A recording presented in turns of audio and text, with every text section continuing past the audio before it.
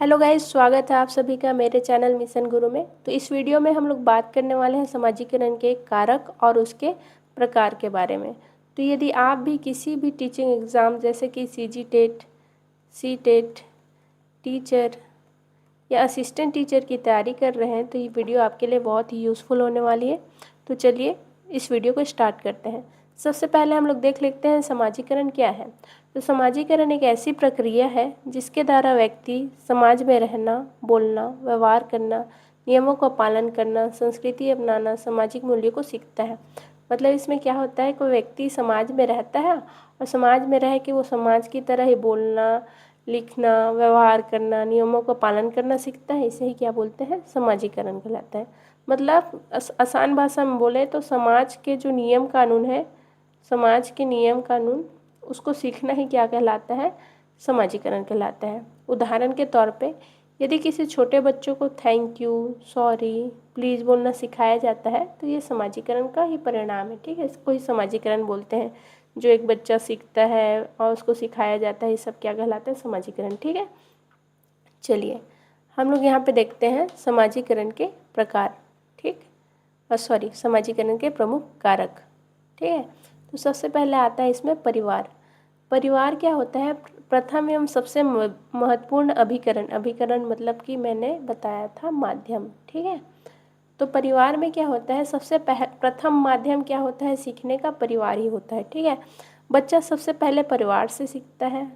क्या सीखता है, तो भाषा बोलना, शिष्टाचार, अच्छे बुरे का ज्ञान, धार्मिक एवं सांस्कृतिक मूल्य, आदतें, ये सभी चीज़ें एक बच्चे जो है क्या होता है वो परिवार से सीखते हैं। ठीक है, ठीक है, उसके बाद चलिए आगे देखते हैं। उदाहरण के तौर पे यदि माता पिता सभी का सम्मान करते हैं तो बच्चा भी सम्मान करना सीखता है।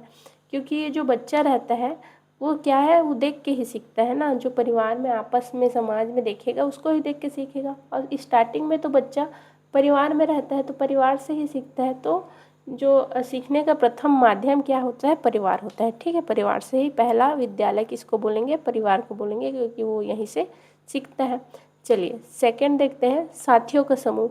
अब बच्चा परिवार के बाद किससे सीखता है, तो पीयर ग्रुप। पीयर ग्रुप मतलब कि अपने फ्रेंड सर्कल से सीखता है, दोस्तों के समूह से सीखता है। ठीक है, जैसे जैसे बच्चा बड़ा होता है दोस्तों का प्रभाव बढ़ने लगता है। ठीक है, बच्चा क्या सीखता है दोस्तों से, तो बोलने का तरीका, पहनावा, खेलना, व्यवहार करना और नई आदतें इनसे सीखता है। तो ये सोचेगा कि ये बच्चा जैसा पहना है मैं भी वैसे ही पहनूँ। तो ये एक दूसरे के पहनावा को, एक दूसरे के बोलने के तरीक़ों को सीखते हैं, खेलते हैं आपस में, इसलिए एक दूसरे का प्रभाव पड़ता है। ठीक है, उदाहरण के तौर पे देखिए, यदि पूरा मित्र मंडली, जो भी जितने भी फ्रेंड सर्कल है, फ्रेंड्स ग्रुप है, वो रोज़ पुस्तकालय लाइब्रेरी जाते हैं तो बच्चा भी पढ़ने का आदत विकसित कर सकता है। मतलब कि जैसे उसके दोस्त लोग करेंगे वैसे ही बच्चा भी करने का सोचता है। ठीक है, जैसे दोस्त लोग करेंगे, अच्छा करेंगे तो अच्छा, बुरा करेंगे तो बुरा। ठीक है, यदि दोस्त केवल मोबाइल गेम खेलते हैं तो बच्चा भी उसी ओर आकर्षित होगा।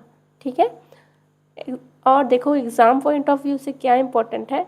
इसमें एग्ज़ाम में ऐसे क्वेश्चन बन सकते हैं कि किशोरावस्था में पीयर ग्रुप का प्रभाव सबसे अधिक होता है। तो ऐसा प्रश्न पूछेगा कि किसका प्रभाव सबसे अधिक रहता है, तो पीयर ग्रुप मतलब कि फ्रेंड सर्कल में किसका प्रभाव, जब हम लोग किशोरावस्था में रहते हैं तो फ्रेंड सर्कल का प्रभाव सबसे अधिक रहता है। इसको याद रखना है। ठीक है, चलिए अब तीसरा है विद्यालय, है ना। तो विद्यालय समाजीकरण का औपचारिक अभिकरण है, औपचारिक माध्यम है। ठीक है, विद्यालय क्या सिखाता है, तो विद्यालय से ही अनुशासन, समय का पालन, सहयोग, नेतृत्व, टीम वर्क, नैतिक मूल्य सीखते हैं, सिखाया जाता है विद्यालय में ये सभी चीज़ें। ठीक है, उदाहरण के तौर पे देखिए कि सुबह की प्रार्थना, समूह कार्य, खेल प्रतियोगिता तथा शिक्षक का मार्गदर्शन बच्चों के समाजीकरण को विकसित करता है। स्कूल में हमेशा रोज़ प्रार्थना होती ना सुबह, तो वहाँ से वो प्रार्थना सीखता है।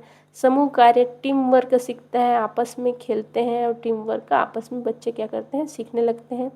खेल प्रतियोगिता, खेल खेल में वो प्रतियोगिता करना भी सीखता है। और शिक्षक का मार्गदर्शन बच्चों के समाजीकरण को विकसित करता है। टीचर उन्हें जैसा सिखाता है वो वैसे सीखते हैं, तो वही क्या है, टीचर का मार्गदर्शन से समाजीकरण विकसित करते हैं, अच्छी आदतें उनमें आती है। ठीक है। अच्छा शिक्षक वो होता है जो केवल पढ़ाता नहीं बल्कि व्यक्तित्व भी बनाता है। आफ्टर ऑल शिक्षा का मुख्य उद्देश्य यही है कि व्यक्तित्व में सुधार किया जा सके। ठीक है। तो एक अच्छा टीचर किसे बोलेंगे, जो पढ़ाए बस नहीं बल्कि व्यक्तित्व में, कैरेक्टर में भी चेंजेस लाए अच्छे वे में। ठीक है। चलिए हम लोग नेक्स्ट पे आगे बढ़ते हैं। चौथा होता है मीडिया। मीडिया में केवल सिर्फ आपका लाइव रिपोर्टिंग न्यूज़ नहीं आता, इसके अंतर्गत आपका टीवी, जो भी हम लोग देखते हैं सुनते हैं और फ़ोन में जो देखते हैं, ये सभी चीज़ें आती हैं मीडिया के अंतर्गत। जैसे कि आज के समय में मीडिया समाजीकरण का अत्यंत प्रभावशाली माध्यम है, क्योंकि सभी छोटा सा बच्चा है चाहे बड़ा हो या बुजुर्ग है, सभी फ़ोन का बहुत ज़्यादा यूज़ करते हैं, टीवी देखते हैं। ये सभी क्या है, मीडिया के स्रोत हैं। मीडिया के स्रोत बोलेंगे तो टीवी आपका मीडिया के स्रोत आता है, समाचार, उसके बाद पिक्चर मतलब कि फिल्में, YouTube, Instagram, Facebook, TikTok, cartoon, ये सभी चीज़ें क्या हैं, आपस में मीडिया के स्रोत हैं। ठीक है। इससे भी बहुत कुछ चीज़ें सीखते हैं, एक बच्चा भी सीखता है, बड़ा भी सीखता है, इससे बहुत कुछ चीज़ें सीखने को मिलती हैं।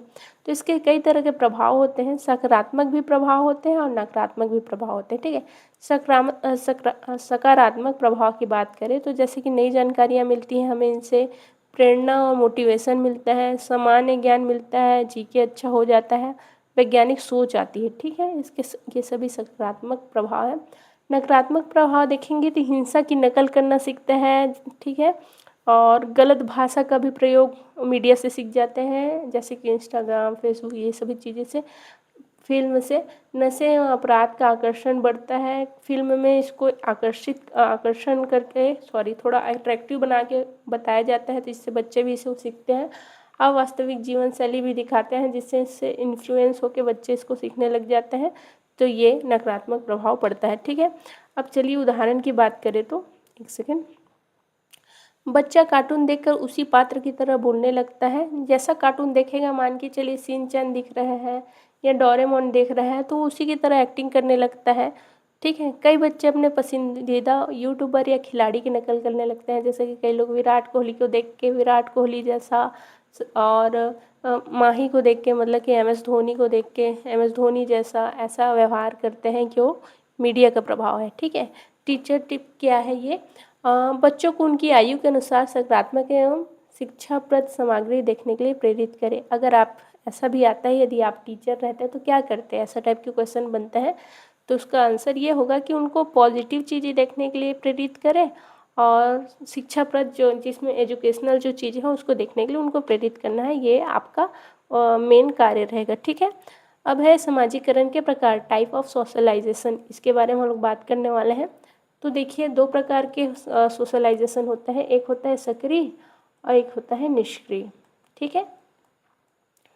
निष्क्रिय। तो चलिए हम लोग सक्रिय समाजीकरण, एक्टिव सोशलाइजेशन के बारे में देखते हैं।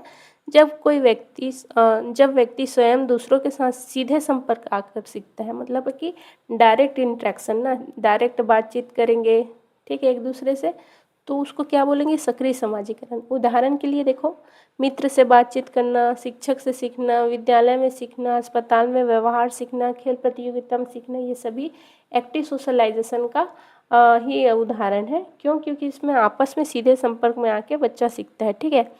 इसको याद करने का मेन कीवर्ड क्या है, डायरेक्ट इंटरेक्शन होता है। ठीक है इसमें। और सेकेंड होता है निष्क्रिय समाजीकरण, जिसको पेसिव सोशलाइजेशन भी बोलते हैं। जब व्यक्ति बिना सीधे संवाद मतलब कि बातचीत कन्वर्सेशन की वातावरण को देख के सीखता है, एटमॉस्फेयर को देख के सीखता है। ठीक है।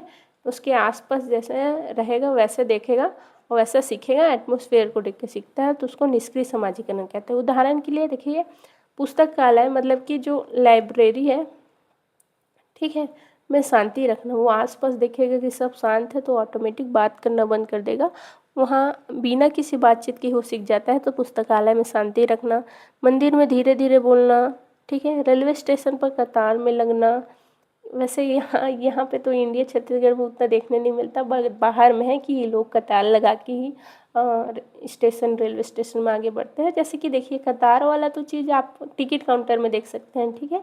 टिकट काउंटर में कतार लगती है ना, तो वहाँ से होटल में व्यवस्थित व्यवहार करने, ये सभी चीज़ें क्या है, निष्क्रिय समाजीकरण के अंतर्गत आता है, पेशी सोशलाइजेशन के अंतर्गत। क्योंकि इसमें डायरेक्ट कुछ आपको नहीं सिखाया जाता, आप देख के सीखते हैं, ठीक है। तो इसको इनडायरेक्ट लर्निंग भी बोलते हैं, ठीक है। ठीक, एक सेकेंड। ठीक है, यहाँ पे आपका ये वीडियो कंप्लीट हुआ, आप अभी तक देख रहे हैं, उसके लिए आपका थैंक यू सो मच। और आप ये ऐसी ही यूज़फुल वीडियो के लिए मेरे चैनल को सब्सक्राइब कर सकते हैं। सब्सक्राइब